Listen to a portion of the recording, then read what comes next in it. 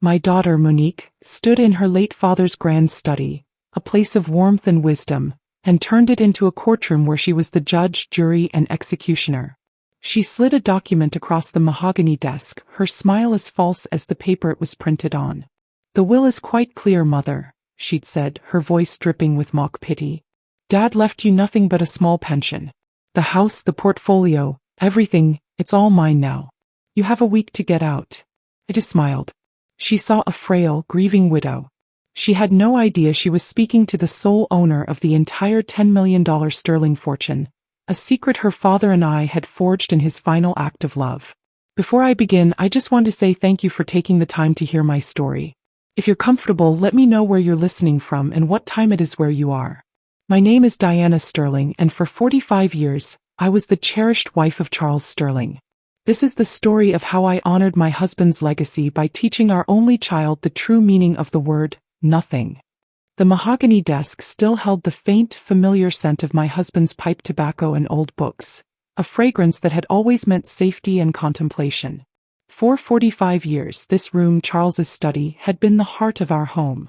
It was where he had sketched out the blueprints for his first building, where we had celebrated his greatest triumphs with quiet glasses of sherry, and where he had held my hand and told me, his voice raspy but firm, that his only regret was leaving me. Now, just 1 week after we had laid him to rest, the room felt alien, cold, desecrated. The air, once thick with love and memory, was now thin and sharp with the metallic tang of avarice. My daughter, Monique, had turned this sanctuary into a stage for the final, ugliest act of her lifelong performance of entitlement. She sat in his high-backed leather chair, a throne she was occupying with an unseemly haste. The chair, which had always seemed to embrace Charles's large, comforting frame, looked oversized and absurd around her. She was swimming in it, a pretender to a power she had not earned and could never understand. Her suit was a severe black Chanel number, an outfit of performative grief that likely cost more than most people's monthly rent. Her nails were perfectly manicured, a deep blood red that seemed to drink the light in the dim wood-paneled room. Everything about her was a calculated display, a carefully curated image of the powerful heiress stepping into her birthright. "The will is quite clear, Mother," she said, her voice a carefully modulated symphony of condescension and feigned sympathy. She pushed a sheaf of papers across the vast expanse of polished wood. The document slid to a stop just before my hands, which were resting, folded and calm, in my lap. I didn't need to look at it. I knew it was a forgery. The cheap, bright white of the printer paper was an insult to the rich, cream-colored stationery Charles had always used for his official correspondence. The signature, I was sure, would be a clumsy, arrogant imitation of his elegant, sloping script. "Dad left you nothing but a small pension," she continued, leaning forward, her eyes, so like her father's in shape but utterly devoid of his warmth, scanning my face for the reaction she craved. She was looking for a crack in my composure, for the tremor of a lip, the welling of a tear. She wanted to see me break. She wanted to witness the moment her victory was complete, the moment the old world, my world, gave way to the new one she was so eager to build on its ashes. "The house, the portfolio, everything, it's all mine now." I held her gaze. I let the silence stretch, a taut, vibrating wire between us. I thought of Charles, of his hand in mine just a few months ago, his eyes, clouded with illness but sharp with a fierce, protective love. "She will do this, you know," he had whispered, his breath a fragile thing. "The moment I'm gone, she will try to take everything. She thinks of you as an obstacle, Diana. A relic. She doesn't see the woman who built this empire with me, brick by brick." He had coughed then, a dry, rattling sound that shook his frail body. "We have to protect you. We have to protect our legacy from her." Monique was growing impatient with my silence. Her mask of pity was beginning to slip, revealing the raw, ugly greed beneath. "I know this must be a shock," she said, the words sharp, clipped. "But Dad and I had many conversations in his final months. He knew I had the acumen to manage the estate. He wanted to make sure you were taken care of course, but that you wouldn't be burdened." The lie was so audacious, so breathtaking in its cruelty, that it almost commanded a kind of respect. The idea that Charles, a man who had consulted me on every major decision of his life, from his first land acquisition to his last philanthropic donation, would secretly conspire with our materialistic, shallow daughter to cut me out of the life we had built together, was a fiction of the highest order. It was a story Monique had told herself so many times that she had perhaps even come to believe it. "You have a week to get out," she said, the final, brutal blow delivered with a flick of her wrist, a dismissal.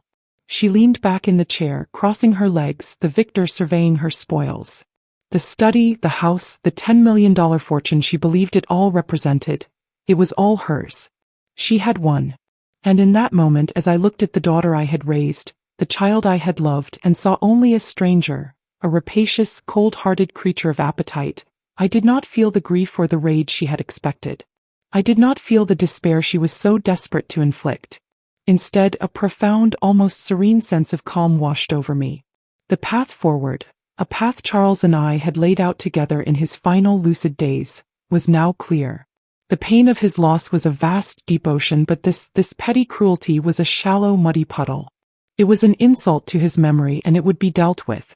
So I smiled. It was not a large smile. It was a small, quiet, almost imperceptible lifting at the corners of my mouth. But it was genuine. It was the smile of a woman who held an unbreakable, unassailable truth. It was the smile of a chess player who sees the entire board and knows that the brash, foolish move her opponent has just made is the one that has guaranteed her checkmate. The smile utterly unnerved her. It was not in her script. The frail, grieving widow was supposed to weep, to beg, to protest. He was not supposed to smile.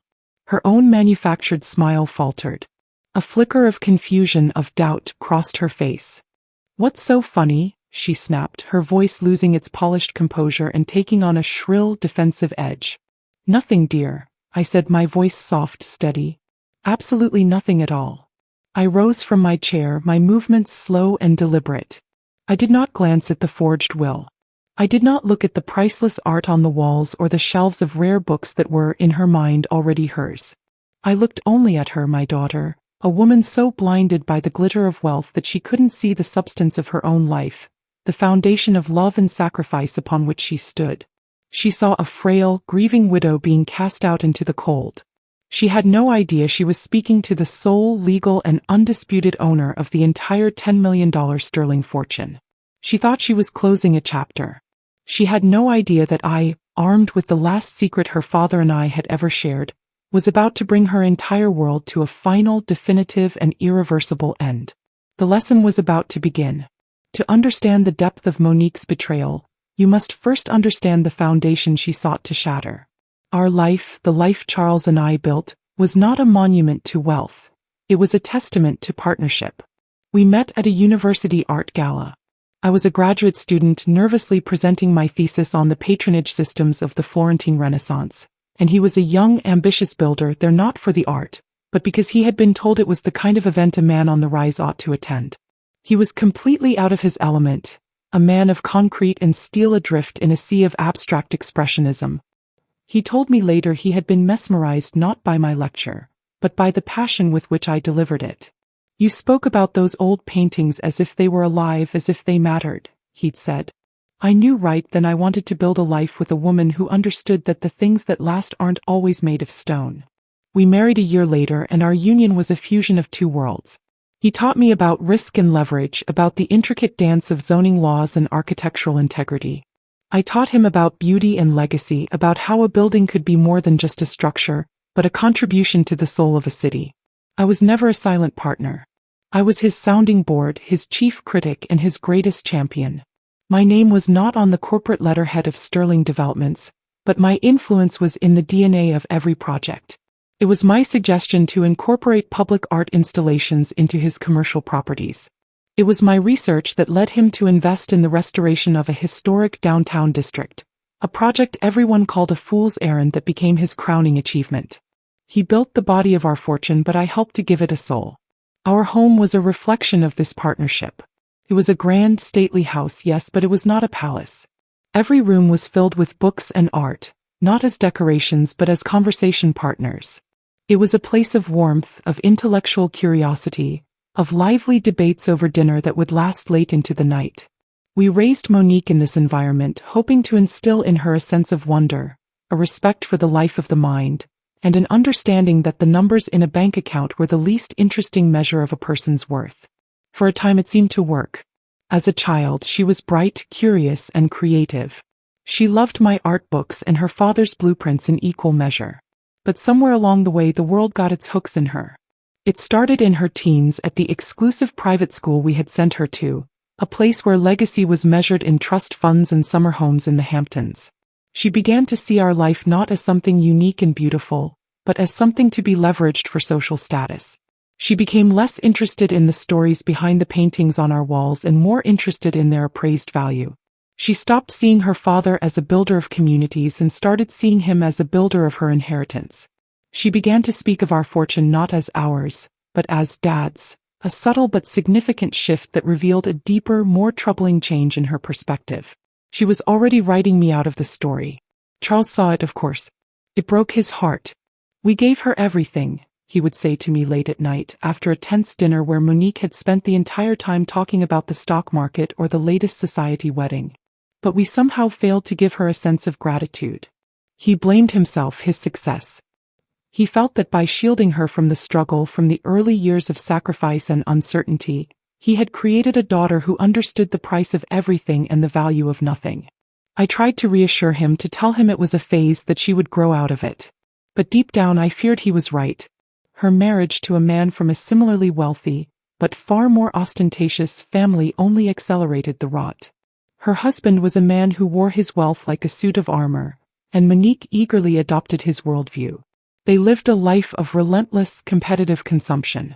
Their conversations were a litany of brand names, of exclusive resorts, of the right schools, the right clubs, the right people. They treated us, her own parents, as a quaint, slightly embarrassing relic of a bygone era, a reliable source of funding whose values were hopelessly out of date. The slow rot of entitlement became a galloping disease during the final year of Charles's life. His illness was a long, slow, dignified fade, a gradual surrender of his formidable strength. For me, it was a time of profound anticipatory grief, a desperate attempt to cram a lifetime of love and conversation into a few precious, dwindling months. For Monique, it was an inconvenience. She would visit, not to sit with her father, to hold his hand or read to him, but to pace the room, her phone in her hand, talking in loud, urgent whispers to her stockbroker. She saw his decline not as a human tragedy, but as a logistical problem that was delaying her ascension. She began to ask questions, at first cloaked in a thin veneer of concern, but soon with a chilling, naked avarice. "Is the estate in order, Dad?" she would ask in front of me as if I were a piece of furniture. "Have you spoken to the accountants about the tax implications?"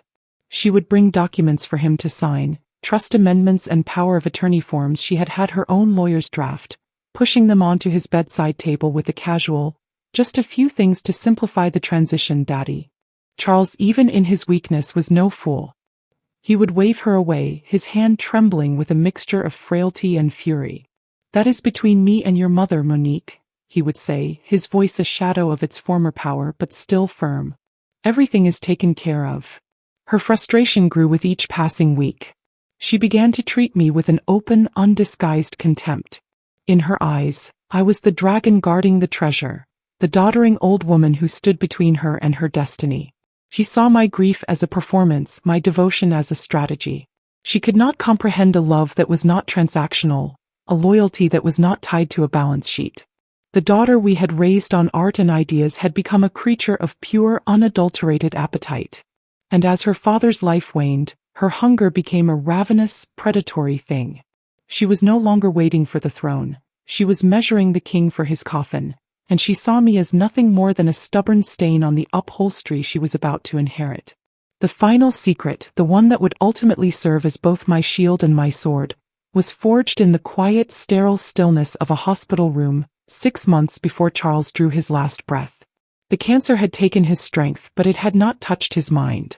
If anything, it had sharpened it, stripping away all of life's trivialities and leaving only the essential truths. And the most essential, most painful truth he had to face was the character of our only child. He had been quiet for a long time that afternoon, watching the city he had helped to build glitter in the autumn sun outside his window. I was reading to him a book of poetry we both loved, but his mind was elsewhere. Finally, he turned to me, his eyes, which had grown so large in his thinned face, were filled with a clarity that was both beautiful and heartbreaking. She will do this, you know, he whispered, the words a soft rasp in the quiet room. He didn't need to say her name. We both knew who he meant. The moment I'm gone, she will try to take everything. She thinks of you as an obstacle, Diana. A relic. She doesn't see the woman who built this empire with me brick by brick. A dry, rattling cough shook his frail body, a sound that had become the grim punctuation of our days. I held a cup of water to his lips, my hand steady, though my heart was breaking. I had seen the same truth, had felt the sting of Monique's dismissiveness for years, but hearing it articulated by him, the man who had adored his daughter, gave it a terrible final weight. She came yesterday while you were at the gallery, he continued, his voice regaining a sliver of its old strength, fueled by a sudden, urgent anger. She brought another lawyer. Not her usual one. This one was a shark. He started asking questions about my competency, about undue influence. He was trying to lay the groundwork to have me declared mentally unfit. His hand, all bone and paper-thin skin, clenched into a fist on the starched white sheet. She was trying to seize control. While I'm still alive. The coldness of it, the sheer clinical cruelty took my breath away. This was no longer just greed. It was a hostile takeover of her own family. We have to protect you, he said, his gaze locking onto mine, fierce and determined. We have to protect our legacy from her. The money, the houses, they don't matter. But the idea behind it all, the foundation we built this on, that matters. It cannot be handed over to someone who would melt it all down for trinkets. He then laid out the plan, a strategy he had clearly been contemplating for months. A final, brilliant move from a master planner. It was audacious, radical, and, in its own way, an act of profound love. I've already spoken to Damien, he said, referring to Damien Pierce, the brilliant young lawyer who was the son of his first business partner. Charles had mentored Damien, loved him like a son, and trusted him implicitly. He's been working on this for weeks. We are going to move everything. Every stock, every bond, every property title, every dollar in every account. We are going to legally and quietly transfer the entire sterling fortune into a new set of accounts, a new trust in your name alone. I stared at him, stunned into silence. Charles, what are you saying? I'm saying, he said, a faint, sad smile touching his lips, that when I die, the sterling estate, the one Monique is so eager to get her hands on, will be nothing more than an empty shell. A few personal effects, a car, enough to avoid suspicion. But the fortune itself, the real $10 million legacy, it will already be yours. It will have been yours for months. There will be nothing for her to inherit because, legally, it will no longer exist as my asset. It was a breathtakingly simple and devastatingly effective plan. It wasn't about disinheriting Monique in a will, an act that could be contested, challenged, and dragged through the courts for years. It was about making the inheritance vanish into thin air long before the will was ever read. This is not an act of anger, Diana, he said, his voice softening as he reached for my hand. It is the last, most important business deal of my life. It's a deal to protect my partner. The money was always for us, for our future, for the good we could do with it. It was never just for her. She was meant to be a steward of it, not a conqueror. She has failed the test. The next few weeks were a blur of quiet, clandestine activity. Damien Pierce would visit the hospital, disguised as a nephew, his briefcase filled with documents instead of flowers. He would sit with Charles, going over every line, every transfer, his voice a low, respectful murmur. I would sign the papers, my hand feeling strangely detached, as if I were a character in a novel. We were dismantling a financial empire and rebuilding it on new, secret ground. It was a strange, surreal, and deeply intimate process.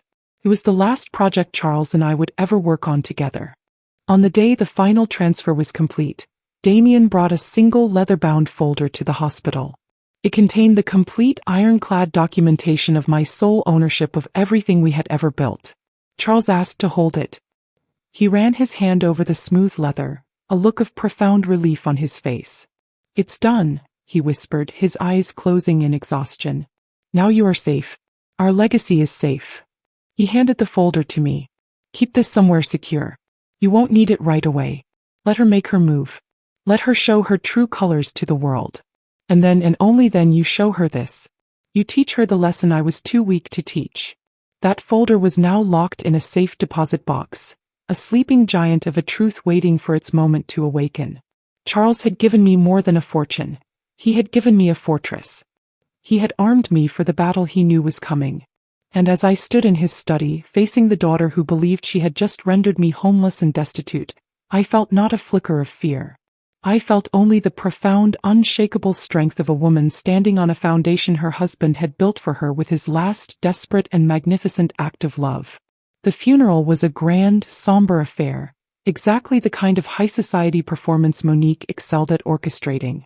The church was filled with a veritable who's who of the city's elite, captains of industry, politicians, philanthropists, and the doyens of the social scene.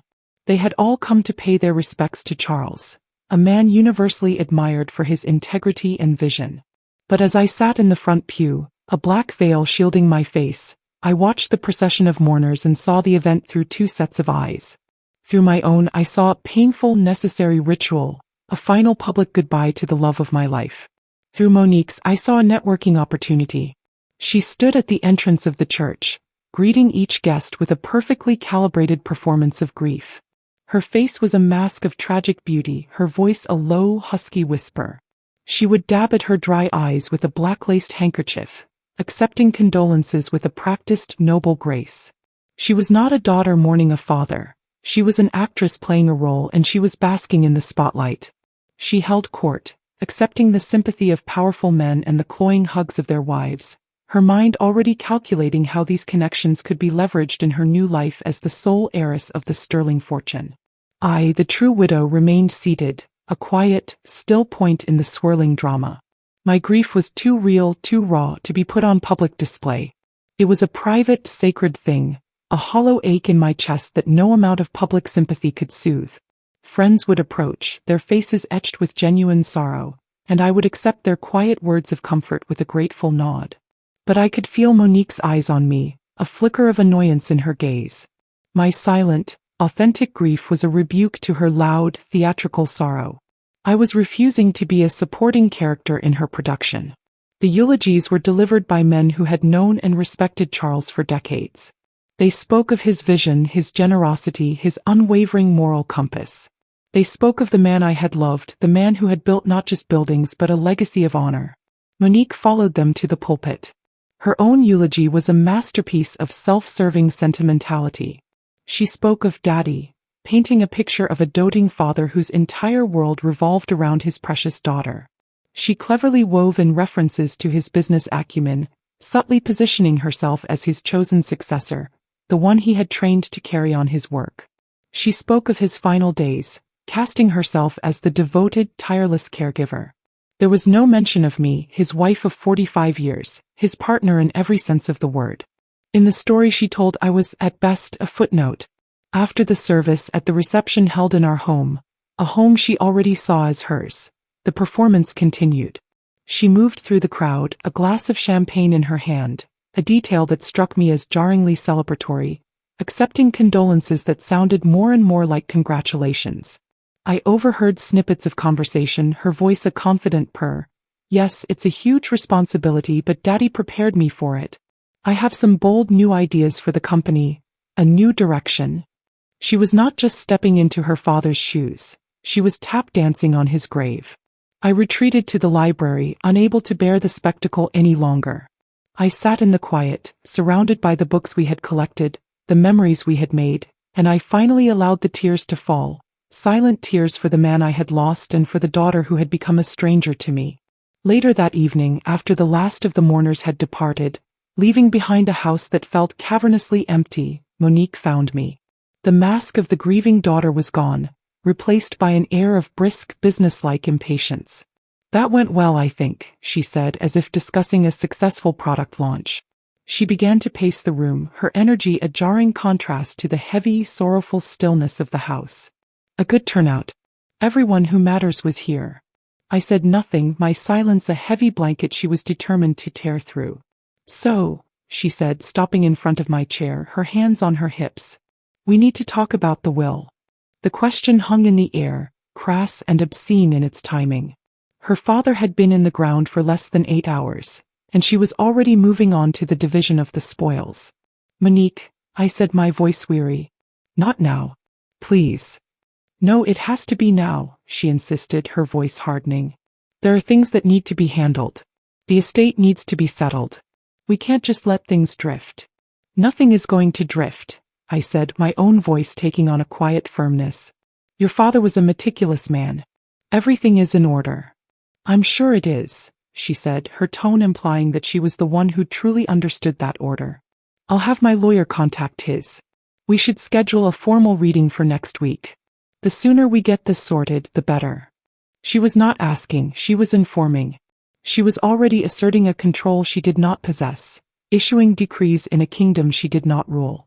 I looked at her, at the hard, avaricious gleam in her eyes, and I felt a profound, soul-deep weariness. The battle Charles had predicted was about to begin, and I knew I had to conserve my strength. He had given me the plan. He had given me the weapons. Now I had to find the will to fight. I simply nodded. Fine, Monique. Next week. Satisfied, she turned and left, leaving me alone in the echoing silence of the house. The performance of grief was over. The war for the Sterling legacy had just begun. 1 week to the day after we buried Charles, Monique summoned me to the study. It was not a request but a command, delivered via a terse text message. My office. 10 a.m. We need to finalize things. The appropriation of his sacred space, the casual, arrogant claim of it as her office, was the first of many calculated cruelties she would inflict that morning. I walked into the room to find her already seated behind the desk, the forged will laid out before her like a declaration of war. The room had been subtly altered. A few of Charles's personal effects, his favorite pipe, a framed photo of us on our wedding day, had been removed from the desk and placed on a side table, cleared away like sentimental clutter. In their place sat her laptop and a sleek, modern smartphone, alien artifacts in a room that had always been a haven of analog warmth. She gestured to the chair opposite her, the one usually reserved for business associates or friends seeking counsel. The dynamic was clear. She was the one in power and I was the supplicant. I sat, my back straight, my hands folded in my lap, and waited. I was determined to let her play out her entire sordid script. I've had a chance to go over all of Dad's final documents, she began, her voice a smooth, rehearsed purr. And I've consolidated the key points for you, to make this as simple as possible. She slid the papers across the desk. I did not touch them. As you can see, she said, her finger tapping on a paragraph, Dad was very clear about his intentions. He has left the entirety of the Sterling estate, the company, the full investment portfolio, this house and all other properties, to me. He knew I had the expertise to manage it, to grow it. He wanted his legacy to be in capable hands. Each word was a carefully crafted lie, designed to diminish me, to erase my 45-year partnership with her father. She spoke of him as if they had been co-conspirators, two brilliant financial minds aligned against the naive, sentimental woman who was his wife. He was concerned about you, of course, she continued, her voice softening into a tone of deep, false concern that was more insulting than any shout. He wanted to make sure you were comfortable. So he has arranged for a lifelong pension to be paid out from the estate. It's quite generous, really.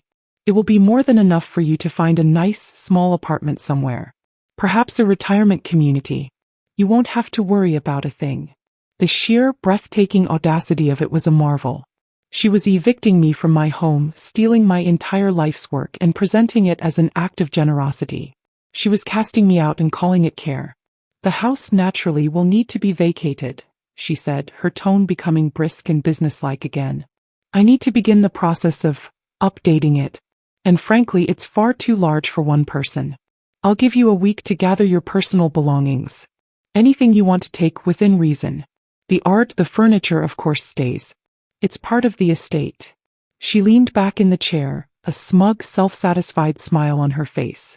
The final blow had been delivered. She had stripped me of my home, my security, and my history. In her mind, the battle was over. She had won. I remained silent, my gaze steady, my expression unreadable. I let her words hang in the air, letting the full weight of their cruelty settle in the room. I could see her growing uneasy under my quiet scrutiny. My lack of a hysterical, emotional reaction was robbing her of her triumphant moment. Well, she finally snapped, her composure cracking. Don't you have anything to say? I thought of Charles's words. Let her make her move. Let her show her true colors to the world. She had just done so in spectacular fashion. She had revealed herself to be not just greedy but monstrous. That's when I allowed myself to smile. It was a small, knowing, and I imagined deeply unsettling smile. It was the smile of a woman who was not a victim, but a silent observer at the edge of a cliff, watching her enemy take a final, fatal step into the abyss. Her face, which had been a mask of triumphant condescension, contorted into a scowl of confused fury. "What are you smiling at? Did you not hear me? You have nothing. You are nothing. You are a guest in my house and your stay is over." Her voice had risen to a shrill, ugly shriek. The mask was gone completely now, revealing the panicked, insecure creature beneath. My calm was a language she didn't understand, and it terrified her. "I heard you, Monique," I said, my voice as quiet and calm as the eye of a hurricane. "Every word." I rose slowly from my chair.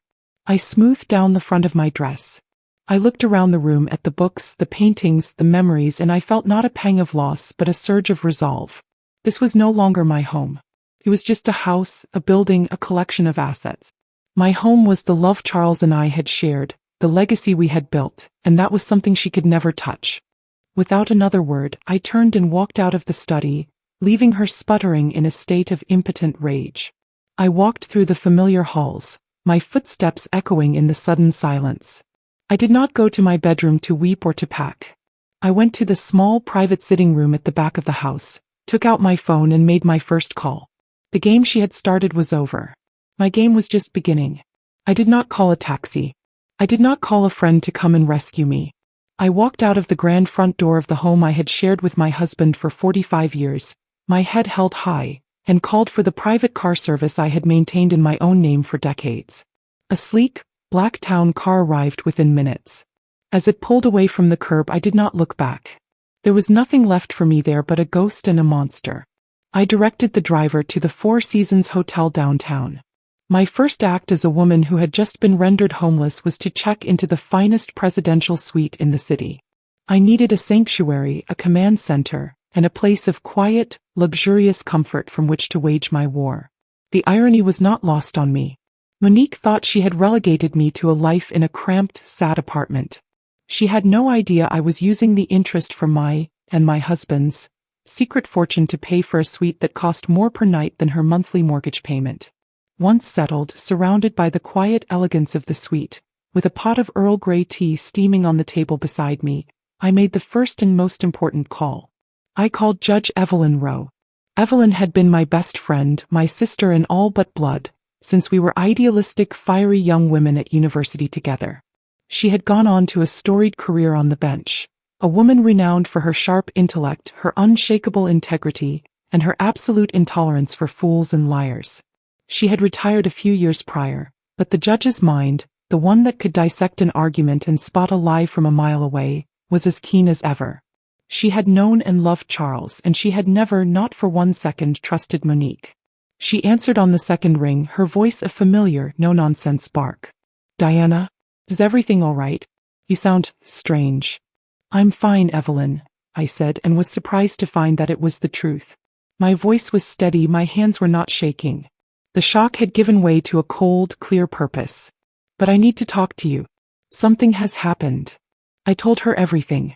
I started with Monique's performance at the funeral and ended with the forged will and the 1-week eviction notice.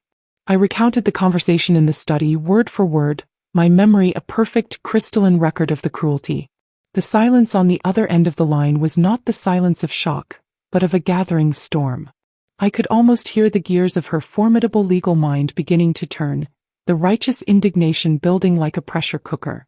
"That little viper," she finally hissed, the words clipped and sharp, each one a pellet of ice. "I knew it. I told Charles for years that she had ice water in her veins. To do this to you, her own mother, a week after her father's death, it's not just greed, Diana. It's a pathology." Her anger was a balm to my own bruised spirit. She was not just offering sympathy, she was offering validation. She was affirming that what had happened was not just a family squabble, but a monstrous injustice. "I'm coming over there right now," she declared. "I'm going to march into that house and I'm going to read that little grifter the riot act in language she will not soon forget." "No, Evelyn, don't," I said, my voice firm. "That's what she wants. A fight. A dramatic, emotional scene where she can play the victim of the hysterical old women. We can't play her game. We have to play ours. There was a pause. I could hear her take a deep, calming breath, the judge reasserting control over the furious friend. You're right, she said, her voice now cool and strategic. Of course you're right. No emotion. Pure strategy. So tell me, did you? She didn't need to finish the sentence. Yes, I said. It's all taken care of. Everything is in place just as he planned. A low, slow whistle of appreciation came down the line. That magnificent man, she said, a note of genuine admiration in her voice. He saw it all coming. A brilliant final move. So she's sitting in a house she doesn't own, waving around a forged will to an estate that is, for all intents and purposes, an empty box. Exactly, I said. Oh, this is beautiful, Evelyn said, and I could hear the grim smile in her voice. This is perfect. It's a trap of her own making. She fell silent for a moment, and I knew she was formulating a plan of attack. Okay, she said, her voice now the voice of the judge issuing instructions from the bench. Here is what you are going to do. First, and this is the most important part, you do nothing. You say nothing to her. You let the little fool believe she's won. We give her all the rope she needs to hang herself. Let her make her next move. Let her try to access accounts that are frozen. Let her try to sell assets that are no longer in the estate's name. Let her expose her own fraud. Her advice was a confirmation of my own instincts. A quiet, strategic retreat. Second, she continued, you are to enjoy that hotel suite. You are not a victim, Diana. You are a general in her headquarters preparing for battle. Rest. Well. Clear your head. You've been through hell. Your only job right now is to regain your strength. And third, she said, her voice softening with a fierce, protective affection, you are to call Damian Pierce. No. Tell him that the contingency protocol, or whatever clever name Charles came up with for this plan, is now active. Tell him to be ready. The time for defense is over. It's time to prepare our offense. I hung up the phone, a sense of profound relief washing over me. I was not alone. The first member of my army had been summoned, and her counsel was, as always, impeccable. Document. Wait. And assemble the troops.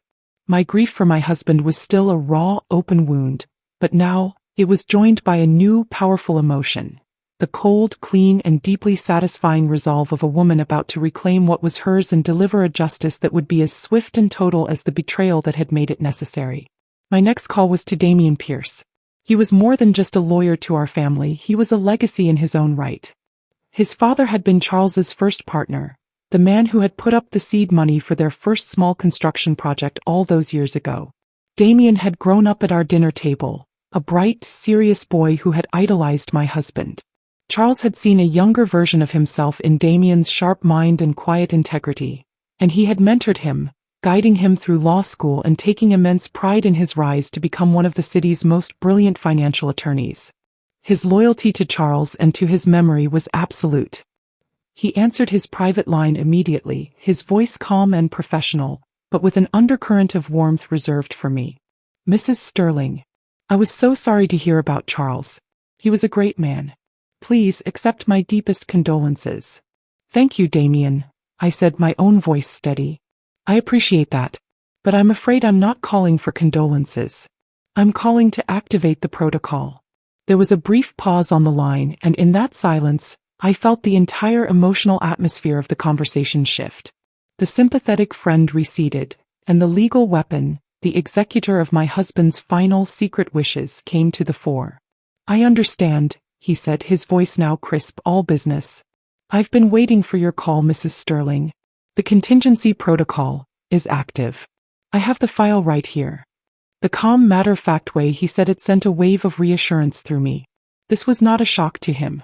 This was not a crisis.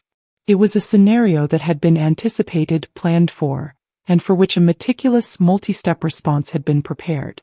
Charles's foresight, his genius for planning, was reaching out from beyond the grave to protect me. Tell me, Damian, I said, is everything secure? Absolutely, he replied, and I could hear the faint rustle of papers as he opened the file that contained the truth of my financial standing. As of 6 months ago, as per your and Mr. Sterling's instructions, 100% of the assets of the Sterling estate were legally transferred to the Diana Sterling Revocable Trust. Every stock, every bond, every real estate title, down to the ownership of the cars and the art collection. It is all in your name and yours alone.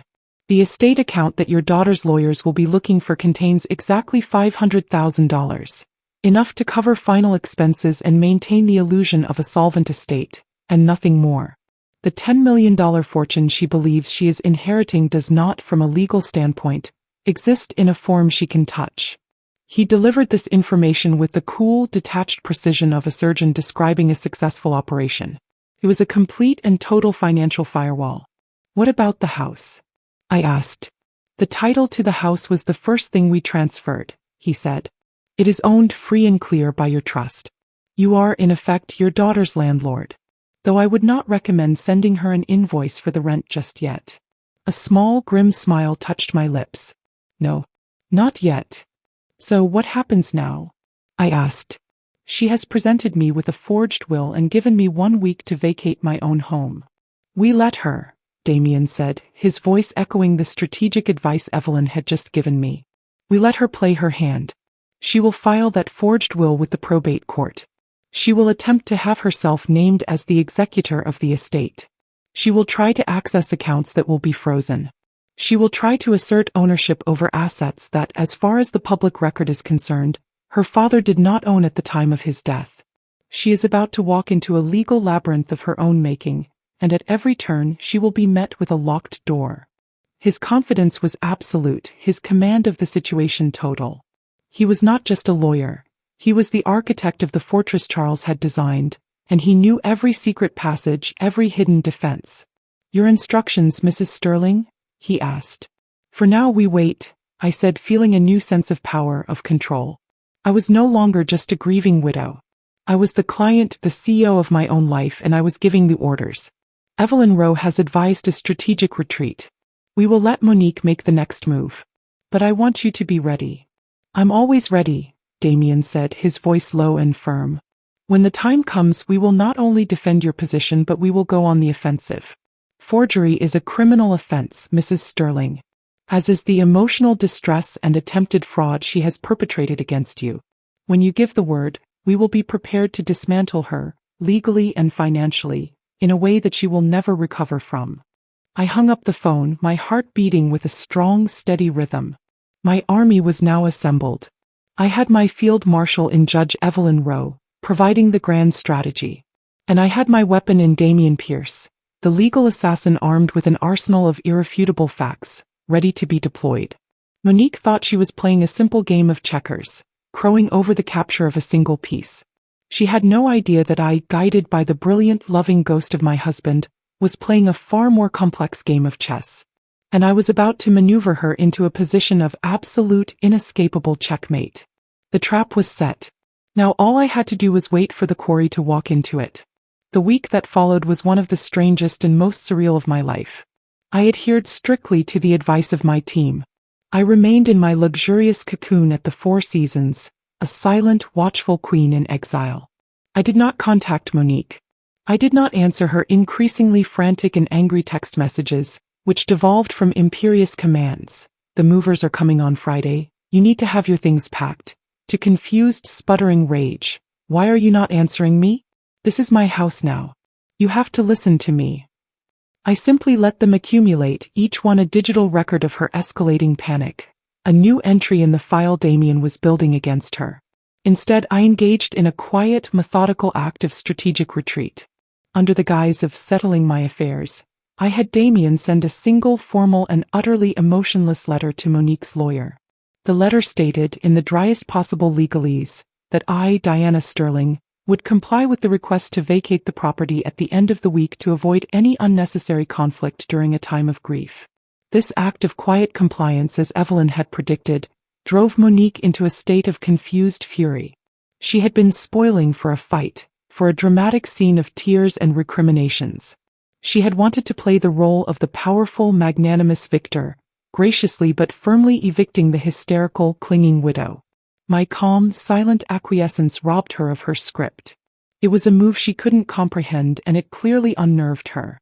While she was puzzling over my motives, I was making my own moves. I hired a discreet high-end moving company, the kind that specializes in handling fine art and antiques. I did not go to the house myself. I sent the movers with a precise, detailed list of my most precious personal belongings. The list was a carefully curated collection of my history, of the items that held the true value of my life with Charles. I did not take the grand, expensive furniture. I did not take the famous paintings whose value Monique knew to the dollar. I left her the glittering material shell of the house. Instead, I took the things that were priceless to me and worthless to her. I took the worn leather-bound volumes of poetry Charles used to read to me. I took the small unsigned watercolor of a Parisian street scene we had bought on our honeymoon. I took the box of his old hand-drawn blueprints, the physical record of his dreams. I took my mother's silver tea set and the faded framed photograph of my parents on their wedding day. I took the contents of my life, the soul of the home, and left her with the empty, beautifully decorated corpse. The movers placed everything into a secure, climate-controlled storage unit, a quiet, temporary home for my memories. With each box that was sealed and transported, I felt a sense of liberation. I was untethering myself from the past, from the house that was now tainted by my daughter's betrayal. I was becoming lighter, more mobile, more prepared for the future I was about to build for myself. Meanwhile, Monique, emboldened by my silence and my apparent surrender, was making her own moves. Evelyn, through her network of contacts in the city's legal and financial circles, was able to give me a play-by-play of Monique's disastrous first week as the self-proclaimed lady of the manor. Believing she was now the sole owner of a $10 million fortune, she began to spend with a reckless, frantic abandon. Her first act was to march into a high-end luxury car dealership and attempt to purchase a brand-new Bentley, casually informing the dealer to put it on the Sterling account. The dealer, who had known Charles for years as a careful, fiscally conservative man, made a discreet call to Damian Pierce. The sale was, of course, politely but firmly declined. Undeterred, she brought in a team of expensive interior decorators, planning a complete gut renovation of the house. She spoke of tearing down walls, of installing a new state-of-the-art kitchen, of transforming Charles's beloved wood-paneled study into a white minimalist office for herself. She tried to pay the decorator's hefty retainer with a check drawn on the main Sterling estate account, the one she believed held millions. The check bounced. She called the family's longtime wealth manager, a man who had worked with Charles for 30 years, and tried to order him to liquidate a large portion of the stock portfolio. The wealth manager, who had already been fully briefed by Damian, informed her that he could not take instructions from her until she was legally confirmed as the executor of the estate, a process that would take weeks, if not months, of court filings. With each move she made, the trap we had set was slowly, inexorably closing around her. She was like a fly buzzing around a beautiful, tempting feast, unaware that the entire room was a spider's web. Her arrogance was so profound, her sense of entitlement so absolute, that she did not see the pattern. She did not see the locked doors, the declined transactions, the polite but firm refusals.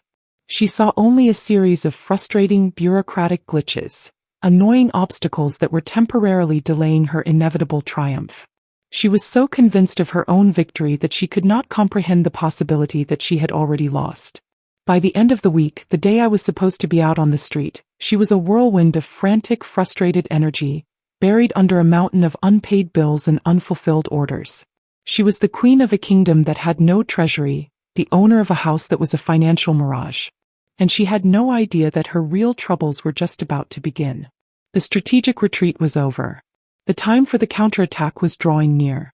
The trap, so carefully and patiently set, was finally sprung on a Tuesday morning, 2 weeks after the funeral.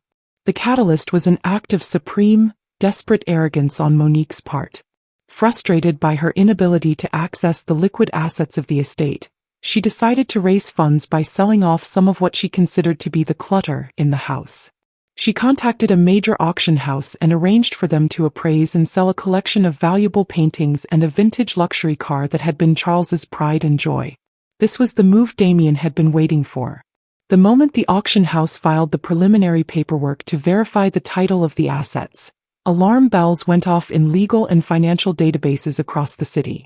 The titles were not held by the Sterling estate.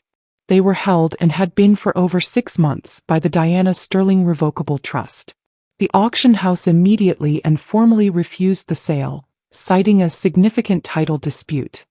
They sent a letter not only to Monique but also, as required by law, to the legal owner of the assets. Me, care of my attorney Damian Pierce. This was the opening we needed. This was the first concrete documented proof of her attempt to fraudulently dispose of property that was not hers. But Monique, blinded by her rage and her conviction that she was being thwarted by bureaucratic incompetence, made an even bigger mistake. To finance her lavish new lifestyle and pay the increasingly angry decorators, she had gone to a private bank, one her husband frequently used, and had taken out a massive line of credit, using the house and its contents as collateral. She had signed the papers, confidently assuring the bankers that the estate was hers and that the will would be probated any day. The bank, upon doing its own due diligence and discovering the same title disputes as the auction house, panicked. They immediately froze the line of credit and called in the entire loan, demanding immediate repayment. Suddenly, Monique was not just cash poor. She was buried in a mountain of personal debt, a debt she had secured with assets she had absolutely no legal claim to. The house of cards she had built on a foundation of lies and forged documents was beginning to collapse, and it was collapsing in spectacular fashion. The final act began with a formal, intimidating letter sent from Damian's prestigious law firm to Monique's lawyer. The letter was a masterpiece of cold legal fury. It stated that his client, Diana Sterling, had been made aware of an attempt to illegally sell her personal property. It included copies of the titles, proving her sole ownership. It then went on to state that his client had also been made aware of a significant line of credit that had been fraudulently secured using her home as collateral. The letter concluded by requesting a meeting to resolve these serious and potentially criminal discrepancies as soon as possible. It was a summons, cloaked in polite legal language, and it carried the unmistakable threat of impending legal annihilation. Monique's lawyer, a man who was clearly out of his depth and had likely been taken in by her own lies, called Damian in a panic. A meeting was scheduled for the following morning, in the neutral territory of Damian's downtown office. I arrived early, dressed not in the somber black of a grieving widow, but in a sharp, elegant navy blue suit. I was no longer in mourning. I was in command. I was met by Evelyn Rowe, who had insisted on being there, not in any official capacity, but as a silent, intimidating presence, a physical embodiment of the moral and legal high ground we now occupied. We sat and waited, two old friends, two quiet warriors ready for the final battle. Monique arrived exactly on time, a testament to her own terror. She strode into the conference room, her face a pale, tight mask of defiance. But her eyes, those windows to her hollow soul, betrayed a deep, gnawing panic. She saw me and then she saw Evelyn, and her composure visibly cracked. She had been expecting a dry legal meeting with a stuffy old lawyer. She had not been expecting to face a jury of the two women in the world who saw her for exactly what she was. She sat, her back rigid, her hands clenched around a ridiculously expensive designer handbag. The reckoning was about to begin. The conference room at Damian's firm was a place designed to intimidate. It was a sleek, modern space on the 50th floor, with a panoramic view of the city skyline. The table was a single massive slab of polished granite, cold and unyielding. Monique sat on one side, flanked by her flustered, out-of-his-depth lawyer. On the other side sat Damian, the picture of calm, lethal competence, myself, serene and observant, and Judge Evelyn Rowe, who radiated an aura of such profound, unimpeachable authority that she seemed to be presiding over a federal court, not merely attending a private meeting. Damian began, his voice quiet, measured, and utterly devoid of emotion. He did not make accusations. He simply stated facts.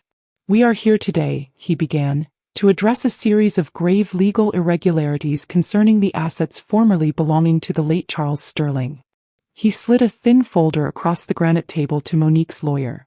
"You will find in that folder," he said, "a complete and certified record of the transfer of all assets from the Sterling estate to the Diana Sterling Revocable Trust, a transfer that was legally executed and completed 6 months prior to Mr. Sterling's passing. As you can see, at the time of his death, Mr. Sterling's estate had a net value of approximately $500,000. Monique's lawyer opened the folder, his hands trembling slightly. As he read, the color drained from his face. He looked up, his expression a mixture of shock and dawning horror, first at Damien then at his own client. Monique, however, was not ready to surrender. "This is ridiculous," she snapped, her voice high and brittle. "This is a trick. My father would never have done this. He left everything to me. I have his will." "Ah yes. The will," Damien said, his voice dangerously soft.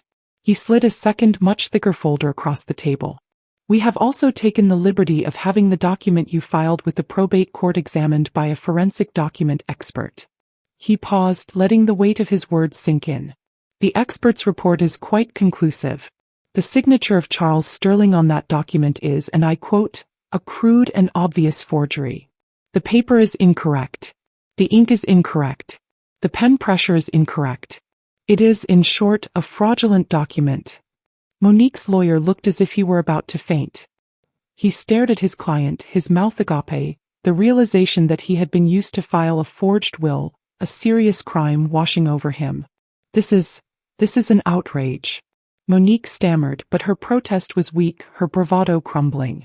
"No, Miss Sterling Price," Damien said, his voice as cold and hard as the table between them. "An outrage is attempting to defraud your own mother. An outrage is forging your dead father's signature. An outrage is securing hundreds of thousands of dollars in loans against a property you do not own. What this is a reckoning." He then proceeded, with the surgical precision of a master prosecutor, to lay out the full extent of her crimes. He detailed the attempted sale of the art and the car. He detailed the fraudulent loan application. He explained that not only did she own nothing, but she was personally liable for the massive debt she had accrued. He explained that the act of filing a forged will was a felony, punishable by significant prison time. With each word, Monique seemed to shrink in her chair. The powerful, imperious heiress was gone, replaced by a pale, terrified woman on the verge of total collapse. Finally, Damien leaned forward, his gaze locking onto hers. "My client, Mrs. Sterling, has been subjected to profound emotional distress. She has been illegally evicted from her home. She has been the target of a malicious and criminal fraud. She would be well within her rights to pursue full criminal charges and a civil suit that would not only leave you bankrupt, but would likely see you incarcerated." The threat hung in the air, thick and suffocating. Monique began to tremble, a single tear finally tracing a path through her perfect makeup. It was not a tear of remorse, I knew, but a tear of pure, unadulterated fear. "However," Damien continued, "Mrs. Sterling is a compassionate woman. She has no desire to see her only daughter in prison." He pushed a final document across the table. "This is a settlement agreement. It is not negotiable. You will sign it today, or we will proceed with criminal charges this afternoon." The terms were brutal and absolute. She would formally withdraw the forged will from probate. She would publicly acknowledge the validity of the Diana Sterling Trust. She would sign a full confession of her actions, to be held by Damien in perpetuity as insurance against any future trouble. And she would be, as Charles had intended, formally and completely disinherited from any future claim on my estate. She was being offered a choice: public humiliation and financial ruin, or public humiliation, financial ruin, and a prison sentence. Her lawyer, eager to extricate himself from the mess, frantically urged her to sign. Through a choked sob, she took the pen and scrawled her name. The war was over. The surrender was total and unconditional. In the end, I chose not to press criminal charges. As Damien had said, I had no desire to see my daughter behind bars. The punishment that the world and her own actions would inflict upon her would be far more fitting. The settlement forced Monique into immediate and catastrophic bankruptcy. The debts she had accrued were hers and hers alone, and she had no assets with which to pay them. Her husband, a man whose affection was directly tied to his wife's financial prospects, promptly filed for divorce, eager to distance himself from her spectacular fall from grace. The society that had once fawned over her turned its back on her overnight. There is nothing high society despises more than the smell of financial failure. She was forced to sell her own home, her designer clothes, her jewelry, everything to satisfy her creditors. The last I heard, she was living in a small rented apartment and working in a low-level administrative job, a position of genuine, unglamorous labor, the kind of life she had always viewed with such profound contempt. She had lost her fortune, her husband, her social standing, and her family, all in one fell swoop. She had grasped for everything and in doing so had been left with nothing. As for me, I did not move back into the grand house. It was a beautiful place, but it was haunted by too many sad memories, both of my husband's decline and my daughter's betrayal. It was a chapter of my life that was now closed. I sold it along with most of its contents. With the full $10 million fortune that was rightfully mine, I started a new life. I bought a beautiful light-filled penthouse apartment overlooking the city, a space that was entirely my own, filled with the few precious things I had chosen to keep. But the money, as Charles and I had always agreed, was not just for me. It was a tool, a resource to be used for good. Honoring his true legacy was the final, most important step in my victory. I established the Charles and Diana Sterling Arts Foundation, an organization dedicated to providing scholarships and grants to gifted, underprivileged students who wish to pursue a career in the arts and humanities. It was a way to transform our wealth into opportunity, to use the fruits of our life's work to cultivate the kind of beauty, passion, and knowledge that my daughter had so thoroughly rejected. The foundation became my new purpose, my new passion. I sat on the board, interviewed candidates, and had the profound joy of seeing our legacy at work, helping a new generation of dreamers and creators build their own foundations. My revenge was not in Monique's ruin, but in my own restoration. I had not only reclaimed my financial security, but I had reclaimed my identity, my purpose, and my peace. I had honored my husband's memory in the most meaningful way possible, not by hoarding his wealth, but by putting it to work in the service of the values we had shared. My name is Diana Sterling, and the final lesson I taught my daughter was a simple, brutal one, that a life built on greed is a house built on sand. When the tide of truth comes in, it washes it all away, leaving nothing behind. My life, the one I rebuilt on a foundation of love, partnership, and purpose, was a house built on stone. And it would stand a sterling legacy long after her name was forgotten.